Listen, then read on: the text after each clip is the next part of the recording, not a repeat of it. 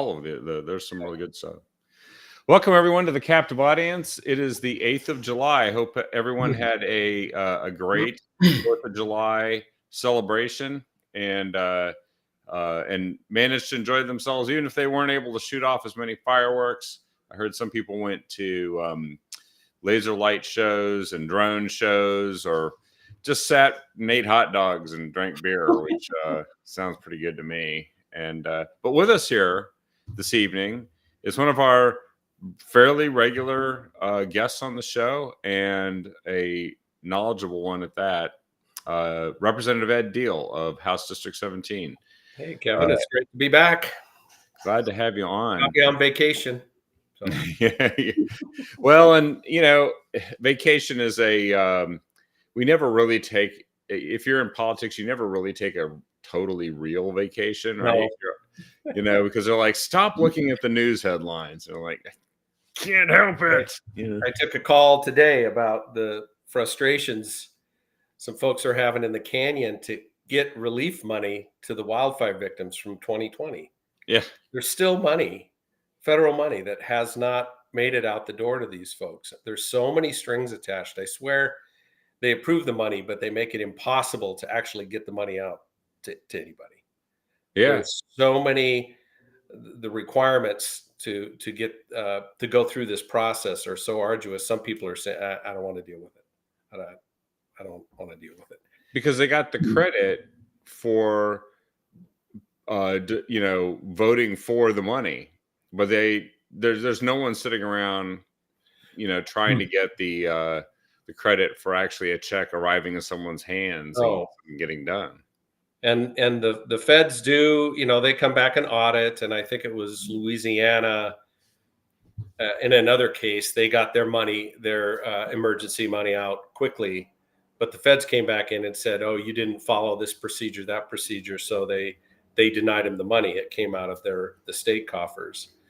And I think the Oregon agencies, OHCS, is concerned about that. And so they're being careful, and they revised their guidelines, but the guidelines make it it's so arduous to go through the process that even the professional social workers are struggling to go through this process on behalf of the victims of the wildfires. So, well, those victims of the wildfires, they probably voted wrong all along. And, this is just a way to send them a message about who they better vote for. I wish I were completely joking on that one, but if these were West Hills or Lake Oswego upper middle class folks that write big checks to Democrats, bet that money would have come. Yeah. Just a wild guess. Well, we got some really great topics here tonight, and I almost don't know where to start, because I know we've talked about energy a lot on the show. And maybe we can do a quick update, because there's been some interesting developments, and I'm sure you probably have some things to share I don't even know about, because when we last talked about nuclear and energy in general, we sure don't have enough of it. We know that we're getting rid of sources of energy that are reliable, and we're replacing them with unreliable sources of energy that don't work when the wind doesn't blow and the sun doesn't shine. Yeah. And then and we're having growing energy demand, and right now today is probably show up as one of the peak energy demand days of the entire year if they analyze it, because that's the hottest day of the summer is usually the day that has the most AC and draws the most energy. So we need more energy, and you helped point some of us in the direction of a NuScale, which is the nuclear energy small modular reactor company, just in the Corvallis area, founded by an Oregon State University professor. And they developed something that basically nuclear reactors that, for all intents and purposes, can't melt down, and have a lot of other efficiencies built into them, and could easily replace with energy that doesn't have any carbon emissions for the folks that are totally focused on that, Yeah. as well as provide a base load source of energy, which is the big thing, right? The base load source, you got to have something that can carry the load all the time, no matter All the what. time. Yeah. When you have peak demand, even if the sun's not shining or the wind's not blowing, you need power available to cool people's homes, to charge their cars, Yeah. whatever it may be. And nuclear, and if you're looking for a zero emission or zero carbon emission solution, that's the one. And I'm really optimistic about it. I saw Washington State, the governor, a very a Democrat governor, pretty liberal governor, pretty left governor, is acknowledging that nuclear has to be part of their energy future for the state of Washington. So he's setting them on a path to build more nuclear facilities. And I was reading a statement by the White House. The Biden administration is promoting nuclear power as well, advanced nuclear. Yep. So it's on the lines of what you said with NuScale. There's some other companies that do things similar. They're scalable modular reactors. They have a passive safety system. They will not melt down. They can be disconnected from the grid in a critical situation. They will not melt down. These have huge potential. And also, there was a bill that passed the House and Senate at the federal level. Yeah. That is trying to modernize. Its goal is to modernize the Nuclear Regulatory Commission, is my understanding. I haven't gone through the detail of that bill, but the whole point is, one of the larger costs in a nuclear plant, it takes a lot of capital, upfront capital, and sometimes that's tied up for years and years. Part of the reason for that time frame is, one, we don't have a standardized reactor design. Well, NuScale does, and some of the others do now. And the other is just the permitting process can be so time consuming. So if you can cut that time frame down, you have when you look at the cost per kilowatt hour for nuclear, when you're all in on all your costs, it's very competitive. It's very competitive with the other options out there. So I'm very optimistic about it. One of the things that we learned too, and got to tour with Monique Despain, the candidate, Republican nominee for the 4th District, taking on Val Hoyle, is that they don't even, like, if the people in the control room all passed out, no one was, it would still not melt down. Mm-hmm. It would essentially cool itself down over 30 days by design. Yeah.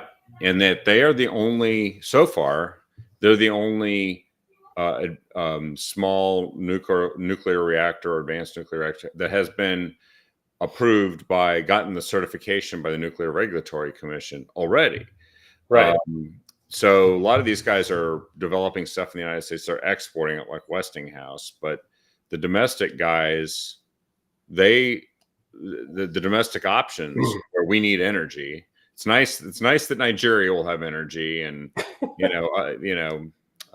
Zimbabwe and all that stuff, but we need energy here, and we need it to be affordable too. And they can cut down the amount of time it takes can be like a decade to get one of these really giant old style projects off the ground. They can get it down to, I think they said 36 months is what they can do. Sounds right. Yep.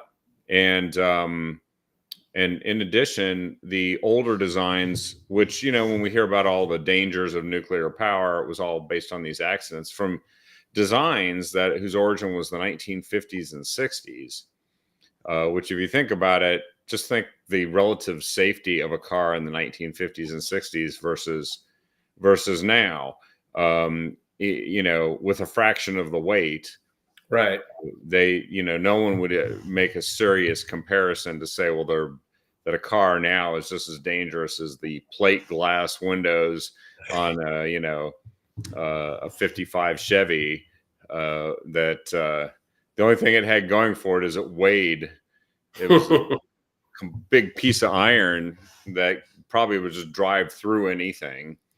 But it weighed, enormous weight. Anyway, the analogy is that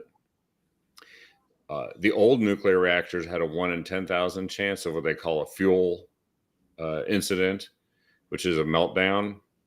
And these small nuclear reactors are 1 in 6 billion, which is just de minimis, Yeah.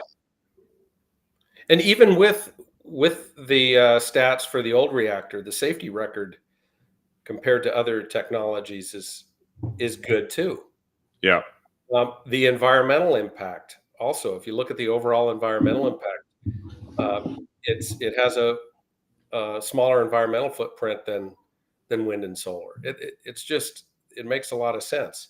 For Oregon, though, we have to change the hearts and minds of Oregonians. We passed in the 1980s or a bill or a constitutional amendment that doesn't allow us to build a reactor within the state of Oregon. So yeah. we have to get people to accept, hey, this new technology is safe, it's clean, it has to be part of our energy future, and repeal that constitutional amendment, and then we can get down to business and hopefully use technology that's designed and built right here in Oregon.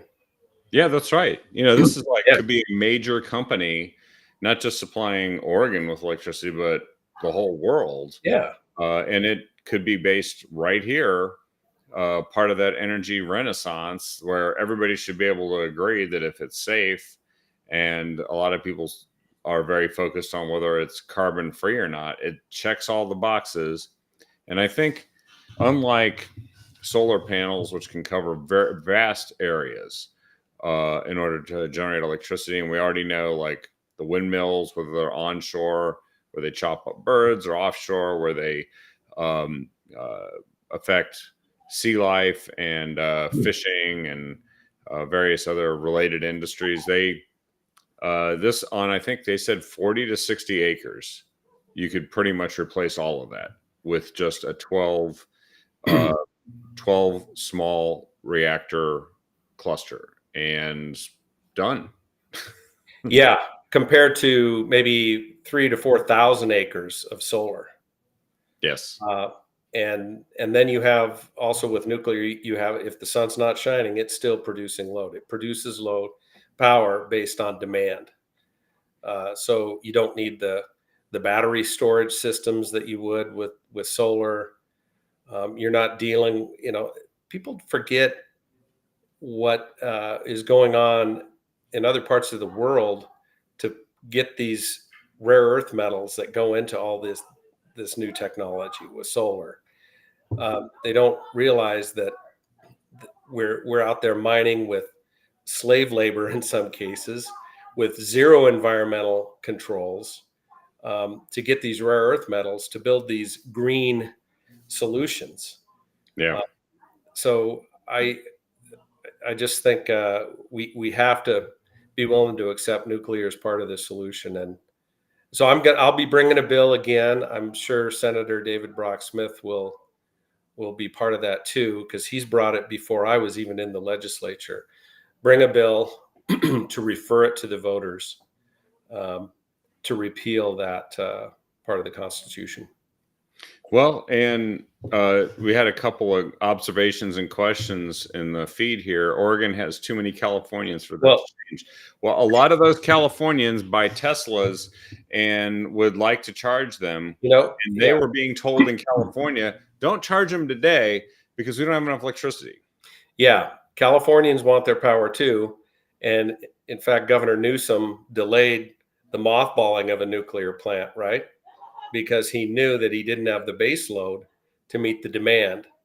So it's a matter of, it's going to take some education. We need to educate Oregonians, and there's some resources available for that. Uh, Well, one of the questions here, Ed, is please, what about radioactive waste and what is the half life and all that? I think you sent me something, a video about this. It was they've the the spent fuel situation that used to have people very concerned, where they said, well, we can't do anything unless we have this Yucca Mountain facility in Nevada open and bury it all down there. They've developed pretty efficient and safe dry storage, is what I've seen. They do, and I had in my past career, I had some involvement in that indirectly. My company built robotic welders that would weld the lids on these dry storage containers, and it has a great safety record. So it's still nuclear waste, but you have to treat it properly. But it has a great safety record. And if you look at the amount of waste, the volume of waste compared to what we have, look at the landfills we have with wind turbine blades. Oh yeah. Once once one blade reaches its lifespan, all of them have to be replaced, because when you put a new one on, you have to put 3 new ones, or they all have to be new and they're balanced to each other. And we have no way of getting rid of those besides digging a hole and covering them with dirt. So the volume of waste is much less. We have safe dry storage. Again, there's no reason not to do this. Well, I think there's even reactors that operate in other countries, and they want to actually have them here, which can go and take the waste and generate more energy from it and break it down into even less radioactive, shorter half-life spent fuel. I think they call them breeder reactors is one form of that older form, Yeah. but I know that they do that in France. And I recently saw something about this here in the US, where they're trying to actually push the envelope and develop the latest, best technology in that, which everybody says, well, we should be trying to get the best, latest technology. And some of it already exists. It does exist. We're just not using it. Yeah. Yeah. Yeah. Well, let's do that. Let's do it. So, this might be once, if they actually wanted the Inflation Reduction Act to reduce inflation, they could do it by making it so that energy is actually more plentiful and lower cost, So more reliable. Kevin, somebody mentioned Hanford, and that's a good thing to discuss, because Hanford does have issues. They have leakage of nuclear waste, and so Hanford wasn't a nuclear power plant. Hanford, they may have had one there. I don't know everything about Hanford, but Hanford was there to create nuclear fuel, right? For bombs. And we were in a race to get that done quickly. And the people there, the engineers, the scientists there, met that demand. But I'll tell you, in that process, they didn't necessarily handle the waste in a way that we would find acceptable at all today. Yeah. They dug holes in the ground, they lined them with concrete, and during their testing and everything, the waste was dumped in little buckets. It was solidified and dumped down in these caskets. But they weren't very well made. They crack. They didn't even inventory what was going in these caskets. So I wouldn't even compare that to what we're talking about today. It's night and day. They were doing, their goal was to develop a bomb before somebody else did, so that we could end World War II. That was their goal, and they took some risks. So now we have a major cleanup effort on our hands, and they're remediating that. But the advanced nuclear technology, it's more like what we have in our nuclear subs. That's probably the closest thing we have. We have a great safety record with nuclear subs. We don't; Yep, those aren't hazardous waste sites. that's There's right. small reactors that are extremely safe. There's people living on those subs while the nuclear reactor is in operation. So the technology we're talking today resembles much more of that than it does to a Hanford site. That's right. And actually, the employees that we got to meet when we toured NewScale were former Navy um, ship and sub nuclear reactor guys. That's where they got their training and their experience and brought Mhm. it to this. So it also tapped the experience that we built up having a nuclear navy over the course of the Cold War to and perfect that technology. It's Yeah. now become a private sector benefit that we've got all these guys that know how to do this. Yeah. So it seems like, um, I mean, some of the question is, well, why can't we keep the natural gas and the coal plants? Why don't we bring them back? Well, the Democrats have made sure that the only coal plant that was really operating in Oregon, uh, that they at Boardman in Umatilla County, that was not only decommissioned, but they blew up the smokestack and the entire facility to make sure no one could actually do what you're suggesting, Bobby. So we had to build a new one. And the other thing is they were supposed to replace that plant with a natural gas turbine plant. And then after they had already basically given the death sentence to the Boardman coal plant, then they also said, but we're not going to replace it with Yeah. natural gas, which for a couple of decades was the cleaner alternative, certainly. That is the reason why the United States led the world in reducing its carbon emissions was the transition from coal and Mhm. oil to natural gas. And now the Democrats don't like natural gas either. They're trying to ban it so you can't cook or heat or do the things in your home with it And anymore. making some really bogus claims in the process that Yep, it's unhealthy and dangerous. that's right. Um, yeah. I've They actually seen some bonehead go in front of the Eugene City Council and talk about how the molecules were sticking to him, and he was all concerned about it, and you should be concerned.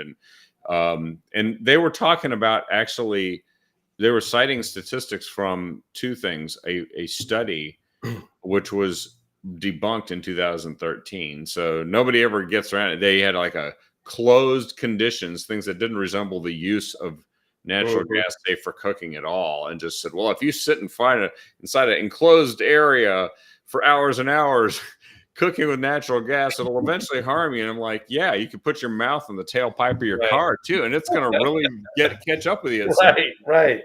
And then the other Well, thing that they were saying is that well, there's leakage from this natural gas equipment, and I looked into it, and it's like, yeah, that happens when you have old equipment and you don't replace it. But they were using that as a justification for taking away the incentives for yes, people to get newer, more efficient natural gas equipment. right. It's because it's a religion. They don't Oh, really think about they something. just don't yeah. It's now on the bad list. So, we'll make up reasons to get rid of it. We'll scare people. And actually, nuclear somebody asked Bobby asked, what's safer. I believe nuclear has a better safety record than natural gas, coal, um, and and several other Yeah. energy sources. And somebody asked about a presentation. Maybe NewScale would be interested in doing a old tech versus new tech Oh, presentation with you sometime, so I people think, yeah. understand what the difference is.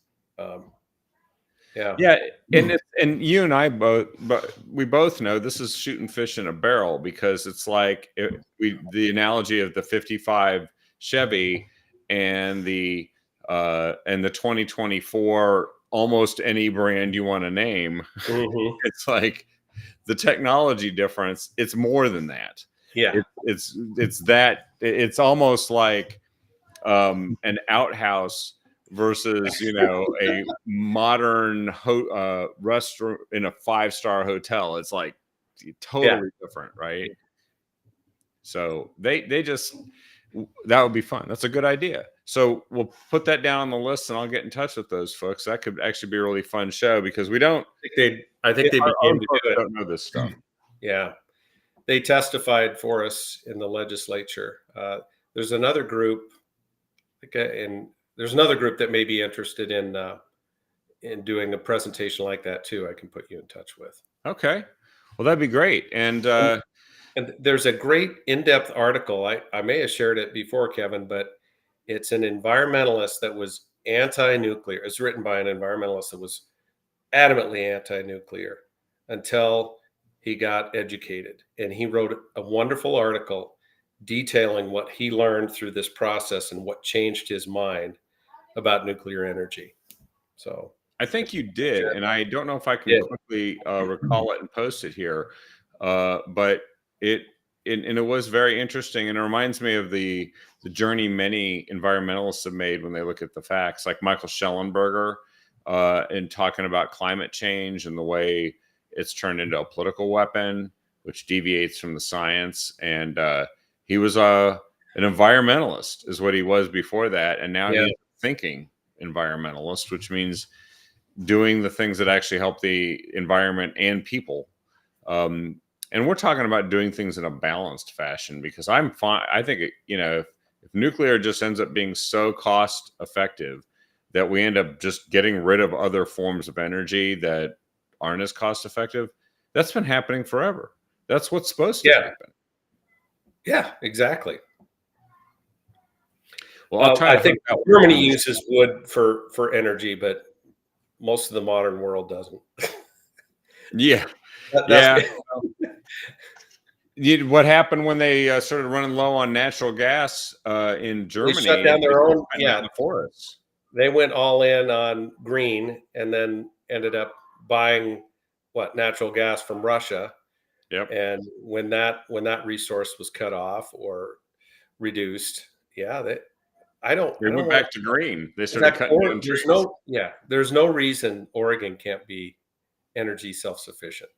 The state of Oregon itself can be energy easy, self-sufficient, low cost. In fact, that's why some companies located here originally, it was hydroelectric dams were just cheap, and you're just always going to have it. Basically. Yeah, while we're blowing up coal plants, we're buying energy from other states that are producing that energy with coal, and I think in some cases nuclear and other energy sources. Yep. So we're setting ourselves up to be dependent on other states. We're also taking dams out, which is, for a variety of reasons, that's completely nonsensical. Well, they had to kill 1 million fish in order to save them with that one dam in Klamath they took out. That was reminds me of that old joke from the Vietnam War where you had, in order to save that village from communism, it had to be destroyed. It's like, that's a whole other. The Endangered Species Act is just, I think it needs to be modernized because it leads to some really silly decisions. Indeed. Yeah. Ones that have left us with, at times, very little water for crops and things like that too. Right. If water's scarce, aren't you better off to store it so you have it when you need it? Yeah. And why is it okay to kill hundreds of thousands of one fish to save a few thousand of another fish? I don't understand the thinking there. And it's not even definitive. They don't know if these things they're doing with the rivers and the streams and taking out dams or changing the flows, they don't really even know if that's going to solve the problem. Yeah. We'll find out in 20 years. Well, that's what they did with the spotted owl, and turned out that they were completely wrong. The barred owl was killing them, and so now they send out posses to go and shoot the barred owl. We're paying, our tax dollars will end up paying people to kill barred owls to save the spotted owl. And after we locked up hundreds of thousands of acres to save the spotted owl, and found out, well, that didn't do any good. I can't fathom it. Maybe this owl just isn't destined to survive. The barred owl is more aggressive. It's actually more it's a better owl for that habitat for forest habitat than the spotted owl is. Yeah, It's I mean, it's a natural environmentalists come in predator, and the pick spotted nature's owl. losers and say Yeah, they have to be protected no yeah, matter what. You yeah. know? And we'll never get rid of the barred owl. You can hire a bunch of hunters to kill 500,000 of them. They're still going to come back because uh, they're larger, they're more aggressive. Um, they mate with spotted owls. They take their habitat. They take their nests. They kill spotted owl. We're never going to get rid of them, and they're prevalent all over the country. They've just migrated to the West Coast. So They're migrants. That would actually that might have saved yeah, the barred owl if we could have sold them as being migrants, even illegal ones. Like oh they're my illegally that barred owl is illegal. And so but I don't God. know. It's funny to watch liberal on liberal violence and and, their and various issues. and some environmentalists are fighting the windmills. Offshore, Marjorie asked, the offshore wind in particular. I spoke to someone from A Thousand Friends of Oregon that is very opposed to offshore wind.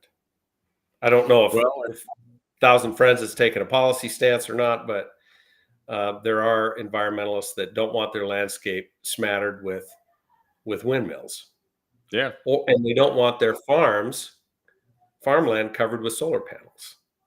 that's right. Yeah, So, prime farmland.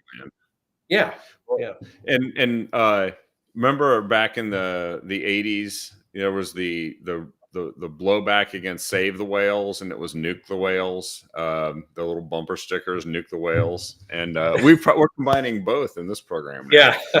Um, Right. but what's funny is that was a joke just to say, well, you know what? The hell with your whales, nuke them. And but actually, there are people who claim to be doing the best thing for the environment are going to kill whales Hmm. um, off the Oregon coast, Yep. and they're fine with it. Well, there are people fighting against all of this, including the Indian tribes are not thrilled with it, which They're is not thrilled with it either. Yeah. Yeah. For a lot of good reasons. So every one of the energy sources we have, we need energy, right? But everything has trade-offs. And it seems like we grab onto something. Batteries are great. We grab onto all electric, we got batteries, but we don't understand the environmental trade-offs for all these rare earth metals and the mining that goes on and the energy it takes to create a battery. yeah. But there's trade-offs with solar, there's trade-offs with wind. Uh, all of these things have trade-offs, and we don't really pay attention to what those things are. Um, so we end up with policies that just doesn't feel like they're guided by good science. And they're not guided by economics either, which usually No, means they end no. up costing a lot of money and not working.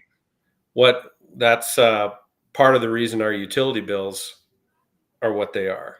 Yep. People have seen their utility bills go up 20-25%. Why is that? Well, in part, that is mandates by the left and the legislature to have some pretty unrealistic green energy goals. And so they're directing PGE and these other companies to do these certain things by an arbitrary deadline that costs money. Yeah. The other thing, we're paying lawsuits because of the wildfires. So we lock up our forests. We don't harvest. We don't reduce the fuels. We let them burn. We don't actively manage our forests. They burn, and then people's homes are destroyed. So they sue the utility company. So our rates are paying for those bills too. Oh, yeah. So and all this stuff I'm talking about is driven by legislative policymakers. We're not going to fix these issues until we have more balance. And I'm thinking specifically in Oregon, more balance in the legislature. Yep. No, that's right. And we got to hold on to when there is some reasonable government at the federal level too. Yeah. The Bureau of Land Management. Why is it that every BLM is a problem? I never thought about it like that, but you're right. It's like it's a mess each time a BLM does something. But they are. I've heard stories directly from the people who know that when the fire starts, they go take a lunch break and let it burn. Because they are like, no, you're supposed to let it burn until it gets really big, and then you can burn, and then you can bring in the resources. The attitude on federal land is to let it burn. I think the state has been more aggressive on fires, especially recently. And then I was also reading so I fought fire when I got out of high school. I spent 2 summers fighting fire. It was a great job. I got hazard pay when I'm on a fire. I'm saving money for college. It was a great job, and it was a really cool experience. But what I was getting at is, it never occurred to me. I'm told, go fight this fire. You go fight the fire. You hike up the hill with a pack, maybe 2 of you, going to put out a lightning strike. Well, now, if a firefighter crew, if somebody on that crew says this is not safe, then they don't send a crew in. They don't send people into that. And it's not that I want to put people in harm's way, but there's everything's got to be weighed. If I don't go and fight that fire, how many homes are going to be destroyed? How many lives are going to be lost? So I don't know how those decisions are being made. I just know that the decision-making process is a lot different now than it was when I was fighting fire. Yeah. Well, there's risk at actually fighting a fire, and there's people who are willing to take that risk too. And if you give them the proper equipment, you can mitigate that risk. But if you say we're not doing it, we don't care, then you end up with what we've got. And then you end up with people saying that younger and younger trees should be untouchable. The old growth pledge is turning into the not so old growth pledge. And then pretty soon it's going to be, nope, you can pretty much only cut down twigs. But other than that, forget it. And then the whole state's just one big museum, which is not what it's meant to be. These are renewable resources. We're sitting on this bountiful resource in Oregon. It's beautiful. It produces revenue. It pays for schools. It pays for law enforcement. It provides amazing jobs in rural areas. Plus, it provides recreation opportunities. Why are we locking it up instead of actively managing this resource for our benefit and the benefit of future generations of Oregonians? It doesn't make any sense. And sorry, go ahead. No, even if you look at their arguments about carbon, carbon sequestration, in the life cycle of a tree, it's kind of net neutral. I mean, it absorbs carbon, and then when it decays, it releases the carbon. Yep. If you want to store carbon, grow a tree to 40 or 50 years while it's at its peak growing. It's sucking up a lot of carbon at that time. Cut it down, turn it into 2x4s, build a house, paint it, and then you're going to sequester the carbon in that house and plant another tree. Yeah. Locking it up in the forest is not achieving the goal that they think they're trying to achieve.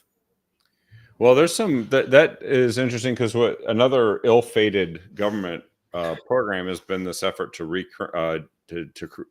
decriminalize drugs, and there's been a very interesting development. You're very familiar with House Bill 4002, which is the partial recriminalization of the most dangerous drugs, I guess. And this created a system, as I understand it, called deflection, that each county had to go out and figure out how they were going to implement it, because instead of somebody going straight to jail, they could actually go to treatment, but it would give some teeth or some leverage that these local jurisdictions could use to say, well, you have to go and do something here or face jail time, right? Because they took away the jail time originally and gave them like $100 speeding ticket, which they didn't have to pay, and no one had to follow through on, and no one did. And but now the House Bill 4002, if you take a good idea and hand it to Multnomah County, what happens? I know. And I fought very hard for recriminalizing drugs.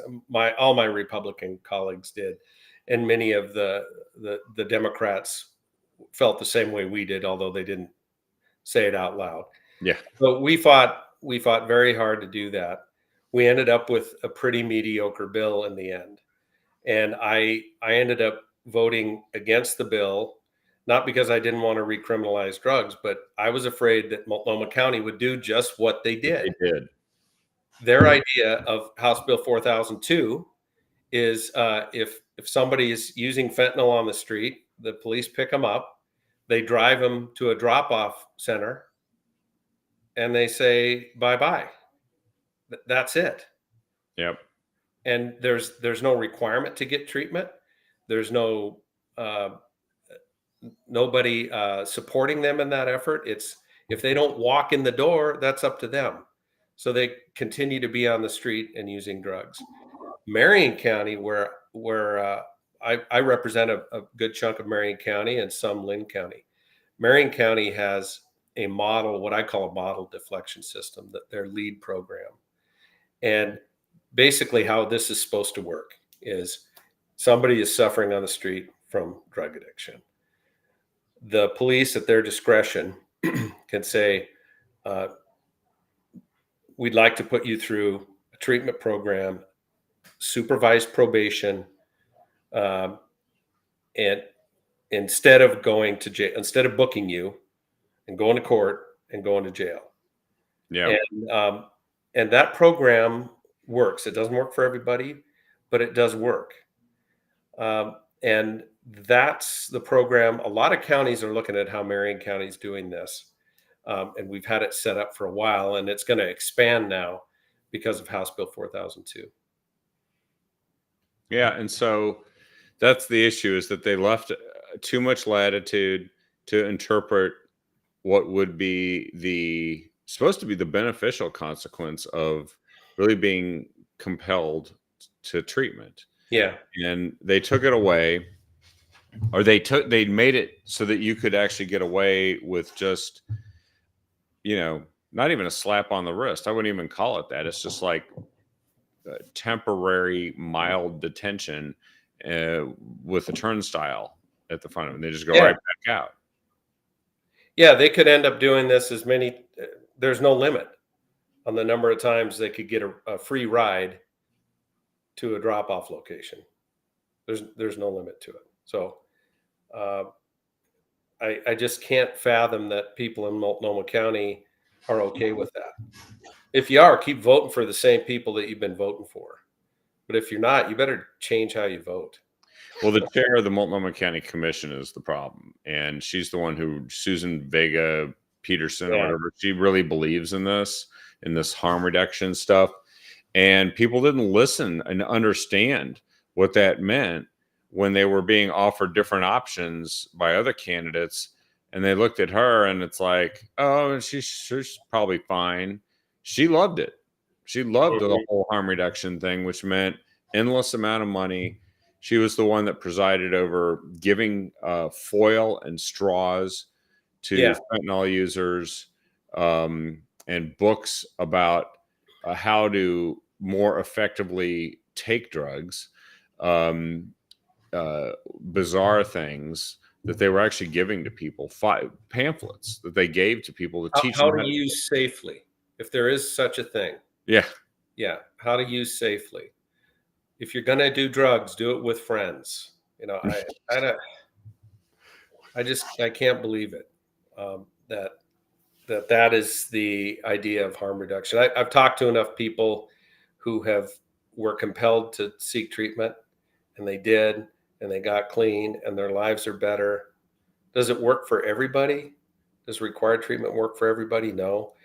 But no treatment, it doesn't work for anybody. No, low Required treatment. treatment works for some people. Well, it was enablement. So enablement was only Totally. working for people who It's worse money than off of enablement.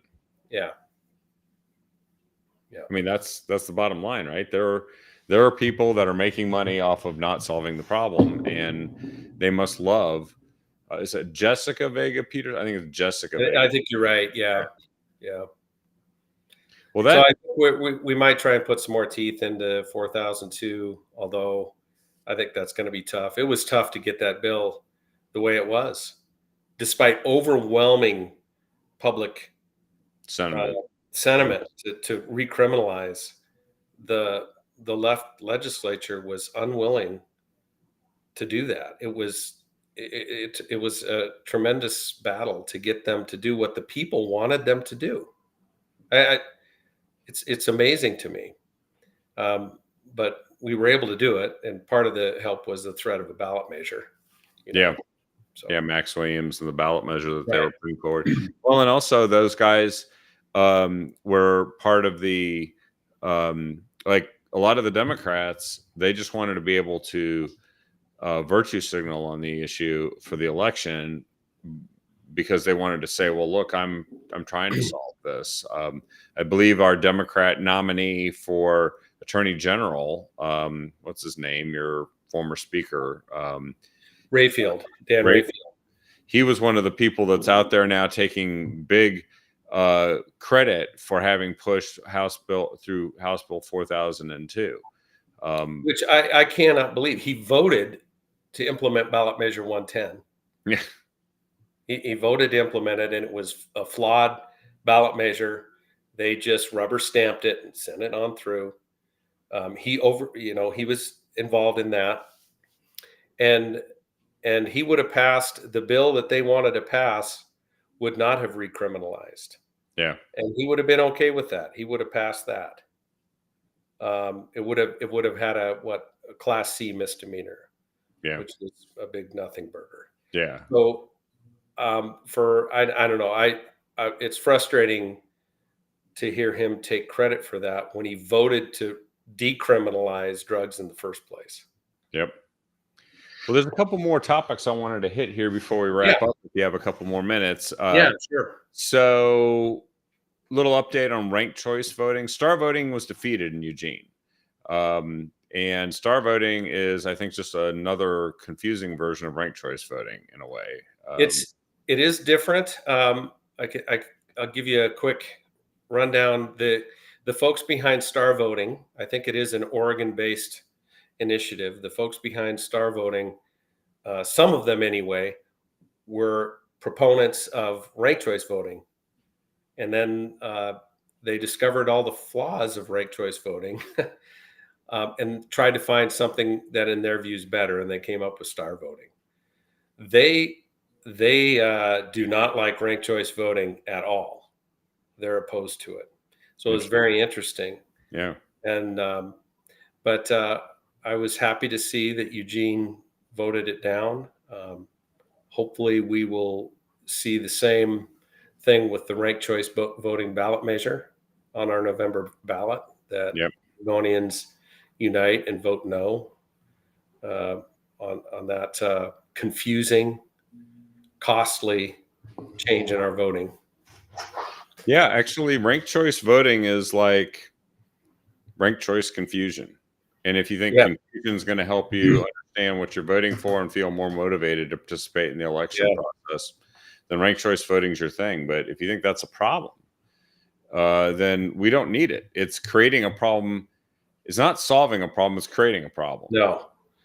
And I've been talking a lot with Philip Izon up in Alaska. Yeah. And he's got a ballot measure to repeal ranked choice voting in Alaska. And if you want to find out how ranked choice voting does not work, look at Alaska. Yeah. So I'm pretty sure the ranked choice voting folks are spending tons of money to get his ballot measure off the ballot because they know it'll be repealed. Because ranked choice voting has been repealed in, I think, over 90 jurisdictions, U.S. jurisdictions. This ranked choice voting isn't new. It's been around for a long time. People try it. They don't like it. They repeal it. That's its track record in the United States. Why in the world would Oregon sign up for this grand experiment? I have no idea. And Portland did. Portland is going to have ranked choice voting this fall. They are. And the city council is going to be elected in the worst witch's brew of ranked choice voting you can have, which is multi-member districts with ranked choice voting, where you can have 3 people elected by ranked choice voting, and one of them might get less than 20% of the vote, which means that Antifa's got a shot in getting somebody on the city council. Yeah. And we went into detail on ranked choice voting a while back. Thank you for that discussion. So we don't have to rehash all that. But I would really encourage people to really do it, really understand it. It has a lot of flaws. We do not want, and it's being funded by out-of-state interests, just like ballot measure 110. I think Oregonians are done being lab rats for the rest of the country. Well, I think you and I talked about this. I said, here's the easy slogan: ranked choice voting is the measure 110 of elections. Yeah. Yes. It is. But I don't want to go down this path. No. I want to put it in and then realize how awful it is. Let's just vote no. Yeah. Yeah. Yeah, it's instead of harm reduction, it's confidence reduction. They're going to be confidence reduction. But there was an interesting thing that hit today. I don't know if you've had a chance to read it through, but it's very interesting. The RNC, the national levels, the Republican National Convention's next week, and the RNC has meetings before the convention where they craft what the national platform is going to be. The national platform is usually reflective of what all the different states have done in their platforms, but then a national one that the president's going to run on that says, here's what we're about, here's what we stand for. And the RNC has adopted, a focus in the Trump's focus on the border and the economy. But it's also done something interesting. It's updated the abortion stance, in particular, to match the approach that the president's taken post Dobbs. The Dobbs decision happened since the last national convention. So this is a reflection of that. The president's position has been that this has sent the decision primarily back to the states on where each state chooses how they want to regulate abortion. And so they've gone into the platform and they have made a change here where this now reflects the president's position on this, which is actually a position that you're going to find in a lot of races around the country, where Democrats specifically are trying to make this the number one issue, and exclude to the exclusion of all the others. What's that? They have nothing else to run on. No, because everything else has gone to hell in a handbasket. That's right. Yeah. And you talked about this some. I saw you give a presentation to some of the local Republicans saying we have to think about this one this time. We do, and I think that the RNC making this change is the right answer, because every state let every state figure this out. This has to be, where are the hearts and minds of people, and we have to accept where they're at. I think they're at a different place in Oregon than they're at in Idaho, for example. And the laws should reflect that for these different folks. You know where I stand on this. I'm pro-life, and I also understand that there's a lot of people in Oregon that don't feel the way I do. But I'd also say that the majority of Oregonians, when they know what our laws are, they know that they're extreme. We have more extreme abortion laws than many liberal European countries do. I think most liberal European countries do. I think ours is more in line with China and North Korea. Yeah, than it is 6 countries in the world that are where Oregon is. When you ask most people, no, there should be some limits. That's where the hearts and minds are for Oregonians. There should be some limits to abortion.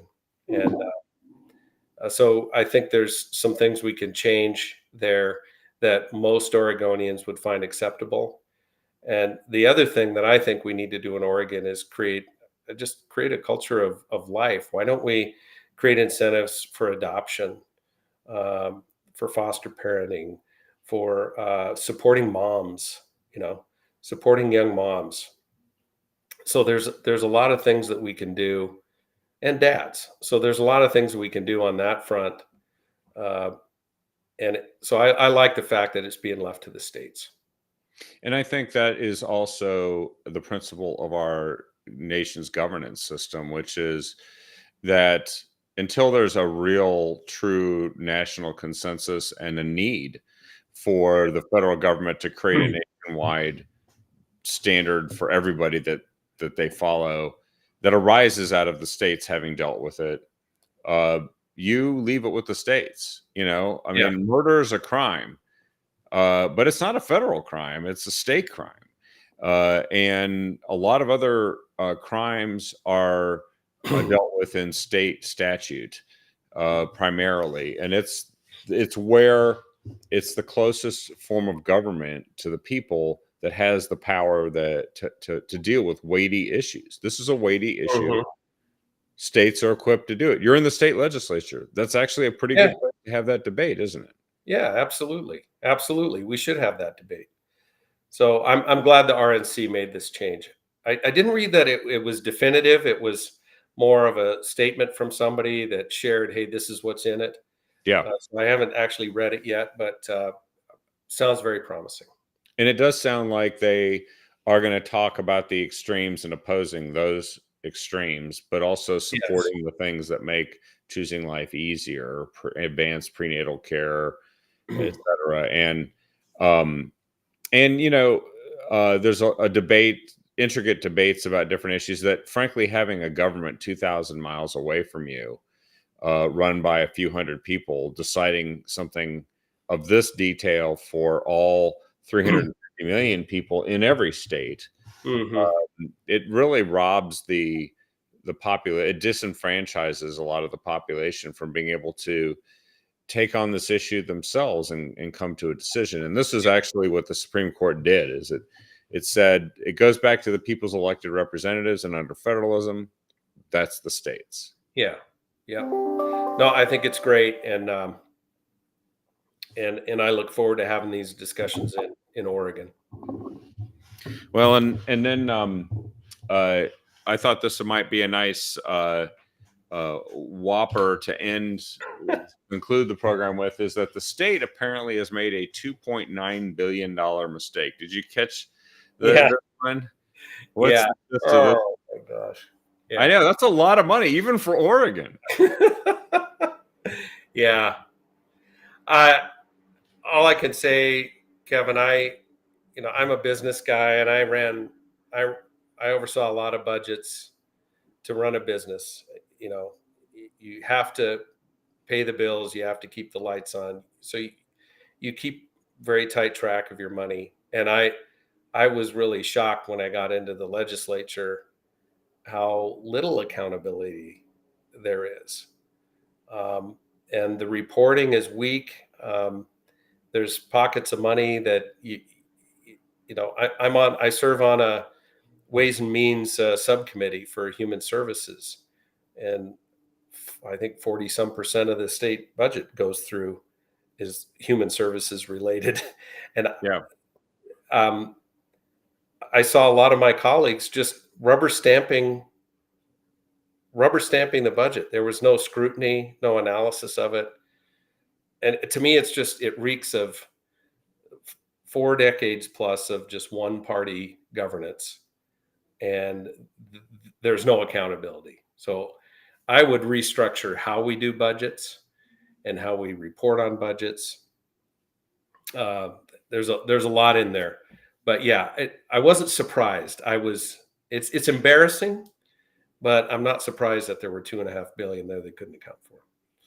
Well, and this one is the classic pass-through stuff. Auditors who reviewed the paperwork from 18 federal programs allocating money to 11 state agencies also recommended ways to fix these accounting errors. And there's the low income home energy assistance program, the temporary assistance for needy families, block grants for mental health services, vocational rehab grants, and Medicaid clusters. And what's interesting is those all sound like worthy causes of people you'd want to help. And yet this money could actually be going to people that it's not supposed to go to. Mm-hmm. And it could be just completely wasted. And there are people that might really need it that can't get it. Yeah. Well, like we talked earlier, that's what I'm seeing in the canyon. I've got people who were dealing with wildfires in 2020. 4 years later, they still have not seen the money that they were promised from the feds, federal relief money. 4 years later, Yeah. still haven't seen it. And the red tape that goes through that, and then to hear, well, we wasted $2.5 billion, or we have no idea where we went it, but we've put so many barriers and requirements on for real people to get money that it makes it almost impossible to get the money out, and it gets delayed. It's very frustrating. But a lot of bureaucrats get paid to administer. Oh yeah, process, a lot of that. no matter how much is delayed. Yeah, collecting more PERS while they're doing it. One last question, because I always try to ask every guest that comes on, since we've had this debate, and we've seen what happened with President Biden, who now finally admits that he had a bad night, which is fascinating. And is they're gonna keep him? What's your take? They're gonna keep him? They're gonna replace him? And if so, who and how? He's pretty adamant to stay on. Kevin, here's what the biggest part that surprised me is that his performance surprised anybody. No. Are you not paying attention? Yeah. I mean, so it was an unspoken thing. I've read a couple articles after the fact that this was known. Anybody who spent any time with him knew, but they were afraid to say anything. It's like an emperor has no clothes thing. Yeah. And this just got it out in the open for people who weren't paying attention. Here's the other thing. If the Democrats thought he could win, they'd roll him out on a gurney. Oh yeah. It's the fact that the polls say he won't. Yeah, it's the fact that the polls say he will lose is why they're so adamant to get him out of there. That's the real reason. He's going to lose, so they want to replace him. If he was going to win, they wouldn't care. Well, and it's more than they wouldn't care about dementia. They wouldn't care, and they didn't care when they knew that he wasn't functional. But but it isn't just him that'll lose. A lot of these other folks are worried that he's going to bring them all down as they sit there and use up their credibility defending him. Yeah, Well, just did this actually. Over the weekend, she said, "Biden, he's the guy. He's the best candidate. He had a bad night, but he's the best candidate." He had a bad night. Yeah. I don't know what to say. Well, the guy's not capable of running for the next election, much less leading the country right now. No, that's right. The minute they admit he can't run for re-election, I think it's only a matter of time before he has to step down now. Yeah.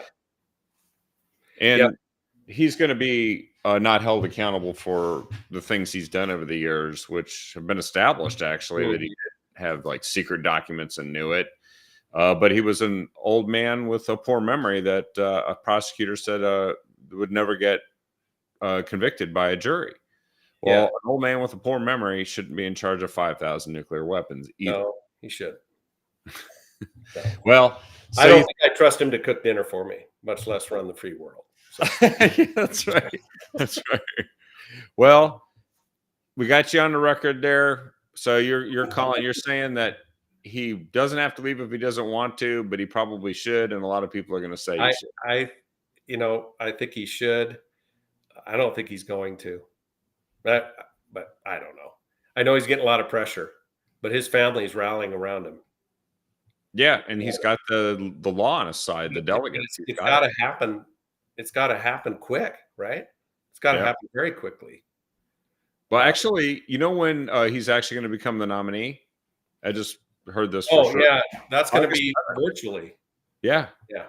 August 7th, they're going to hold a virtual convention to seal the deal, even though they don't really have to. That Yeah. was only necessitated by, at one time, Ohio did not have Right. a deadline that could be met by the Democrat So National this Convention. is coming They're up gonna do it quick. anyway.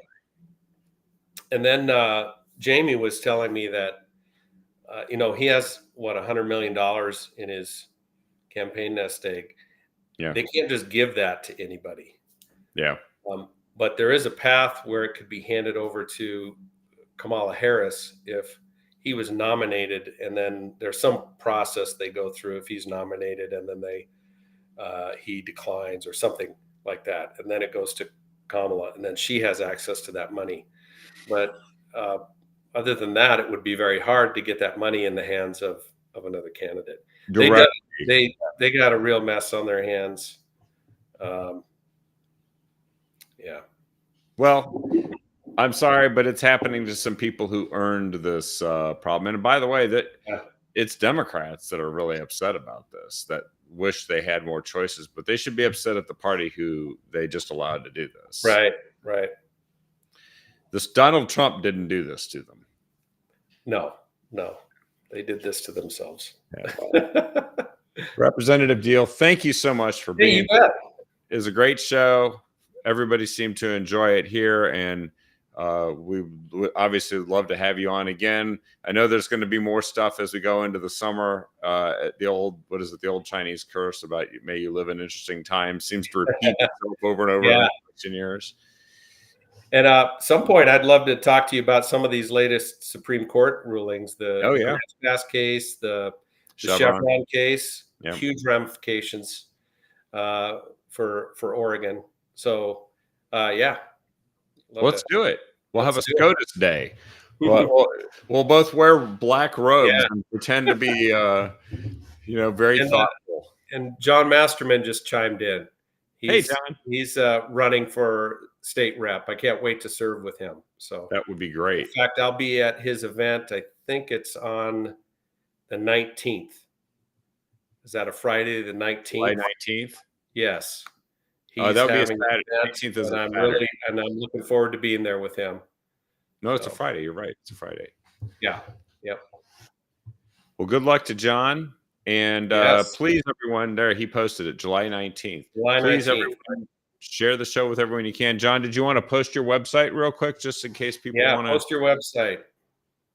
At the Boring Grange. And what's your house district, John? I don't remember I have lost track of the house districts after redistricting. I used to know them all. As soon as they started moving the lines and then changing the numbers, I didn't know anymore. But right. Well, I don't have it handy on me. Otherwise, I'd look. But maybe we'll have John on, and he can talk about what's going on. There we go. There it is. JohnMasterman.org. Excellent. All right. 48.